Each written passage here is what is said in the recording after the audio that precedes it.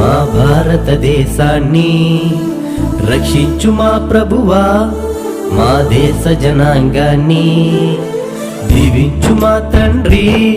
మా భారతదేశాన్ని రక్షించు మా ప్రభువా, మా దేశ జనాంగాన్ని శాపం లేని దేశంగా మా దేశం ఉండాలి. లోపం లేని వారిగా మేమందరము జీవించాలి. శాపం లేని దేశంగా మా దేశం ఉండాలి. లోపం లేని వారిగా మేమందరము జీవించాలి. దేశం కోసం బలి అయిపోయిన భక్తుల ప్రయాస గెలవాలి.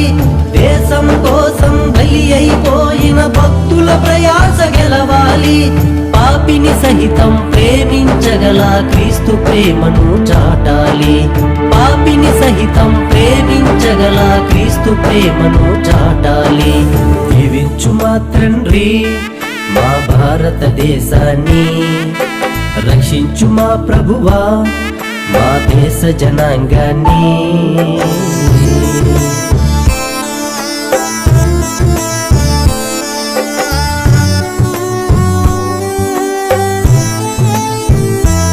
గణతంత్ర దినోత్సవం మరి భారతదేశం అంతటా, అంతేకాకుండా ప్రపంచంలోని భారతీయులందరూ కూడా జరుపుకునేటువంటి జాతీయ పండుగ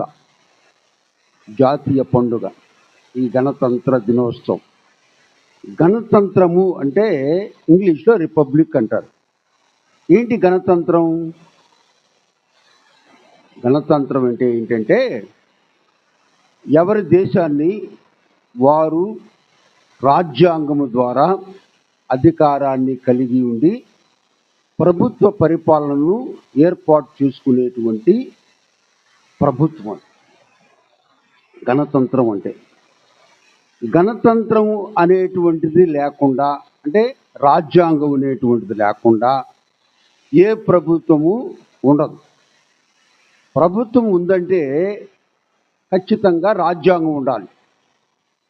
రాజ్యాంగం లేనటువంటి ఏ ప్రభుత్వము ఉండదు.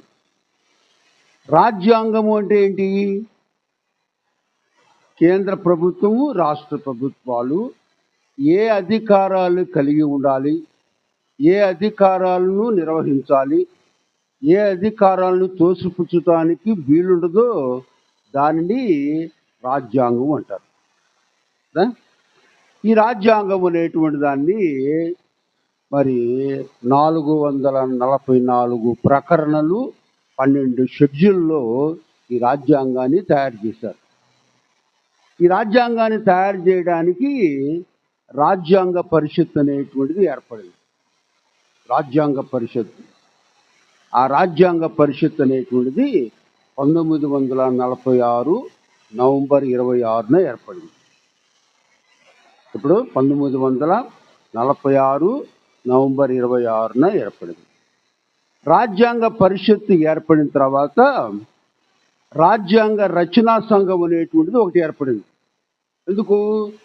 రాజ్యాంగ పరిషత్తులో ఉన్నటువంటి సభ్యుల్లో కొంతమంది రాజ్యాంగాన్ని తయారు చేయాలి కదా. రాజ్యాంగాన్ని తయారు చేయాలి అంటే మరి ఎవరు తయారు చేయాలి అంటే రాజ్యాంగ పరిషత్తులో ఉన్నటువంటి కొంతమంది సభ్యులు. దానిలో ముఖ్యంగా డాక్టర్ బిఆర్ అంబేద్కర్ అనేటువంటి ఆయన్ని భారత రాజ్యాంగ రచనా సంఘానికి అధ్యక్షులుగా నియమించారు. రాజ్యాంగ పరిషత్ అధ్యక్షులు ఎవరు? డాక్టర్ బాబు రాజేంద్ర ప్రసాద్. డాక్టర్ బాబు రాజేంద్ర ప్రసాద్ అనేటువంటి ఆయన రాజ్యాంగ పరిషత్ అధ్యక్షులు, శాశ్వత అధ్యక్షులు. ఇప్పుడు కూడా ఆయనే. రాజ్యాంగ పరిషత్ చైర్మన్ అయినా, రాజ్యాంగ రచనా సంఘం చైర్మన్ అయినా డాక్టర్ బిఆర్ అంబేద్కర్ గారే.